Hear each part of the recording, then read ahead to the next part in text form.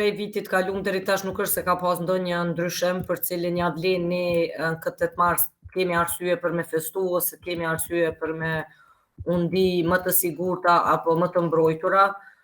Fatkeqësisht viti 2024 na ka gjetë me 3 raste të femicidit, pra 3 raste të grave vetëm se ato janë gra. Nëse ju kujtohet, të gjitha të 3 rastet kanë qenë raste veç se të njohura për institucionet tona. Njëra prej vrasjeve ka ndodhur në dyert të qendrës për punë sociale. Rasti tjetër ka qenë një rast recidiv në Pej, i cili përfundoi me femicid, me vrasjen e të ndjerës Gjulieta Ukellit. Rasti tjetër në Graçanic, vrasja e gruas në Graçanic, po ashtu ka qenë një rast i njohur për komunitetin dhe për policinë atje, e që prap ka përfundu me femicid dhe kjo na bën me kuptu që në aspektin e sigurisë ne gratë në Kosovë ende nuk janë të sigurta, ende ka rrezik të madh për jetën e tyre. Nëse i shohim mundësitë e grave për punësim, ne ende kemi një përqindje shumë të ulët të grave të punësuara, ne kemi një përqindje shumë të ulët të grave që kanë qasje në pronë, qasje në trashëgimi, diskriminimi gjinor është prezent çdo kund. Prandaj, në qoftë se i shohim edhe programet e partive politike dhe shpresën që e patëm për një emancipim shoqëror përmes këtyre programeve, duke e trajtu edhe barazinë gjinore, pam që shumë pak edhe partitë politike mendojnë për gra, ende kemi kvotën si një mekanizëm për me u siguru që gratë do të jenë pjesë e vendimarrjes dhe gjitha këto na bëjnë me reflektu. Prapë se prap I kemi kërkesat e çdohershme, si në për protesta, po ashtu edhe në marshet e kalume, që me u arrit siguria dhe liria e grave.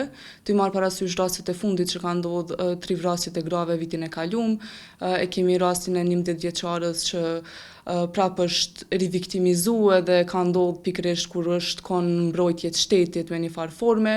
E kemi rastin e një gruaje në Gjilan e cila është dhunuar dhe është përdhunuar dhe përderisa ajo ka qenë në përkujdesje të shtetit edhe e kanë neglizhuar.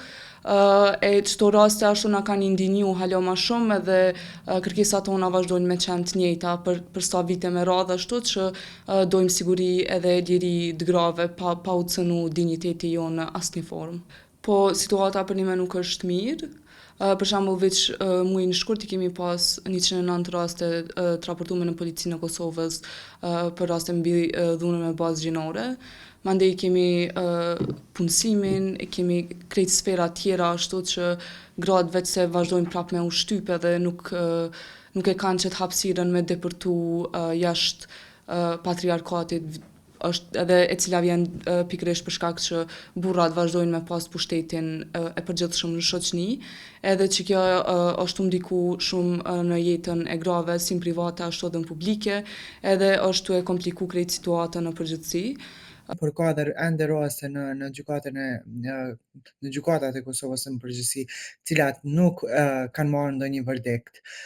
Prandaj kjo neglizhimi pak edhe kjo ngjecja, ngadalësimi I këtyre rasteve në një mënyrë ose tjetër nuk po jap mesazh të mirë tek qoftë familjarët e viktimave, po qoftë edhe tek gra tjera të cilat ndoshta e kanë qatë vullnetin për me lajmëru rastet në polici apo në prokurori.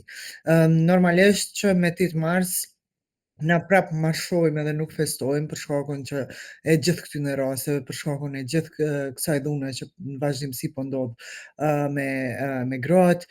Prandaj besoj edhe shpresoj që ky marshim pak të organizohet edhe në qytete të tjera, po ashtu mundem me paralajmëru që ka me pas marsh edhe në Mitrovic. Si zakonisht, besoj që do të ketë edhe në Pejë edhe në qytete të tjera qysh ka pas vitet e kalume. Ti marshe tekson nevojën për angazhim politik në barazi gjinore, mbrojtjen kundër dhunës me bazë gjinore dhe fuqizimi I grave në gjitha aspektet ose sektore të shoqënisë ku ato veprojnë. Normalisht kryesisht këto thirrjet kanë me qenë drejtu shtetit për me marrë masa, po njëkohësisht edhe për me eduku popullsinë në përgjithësi.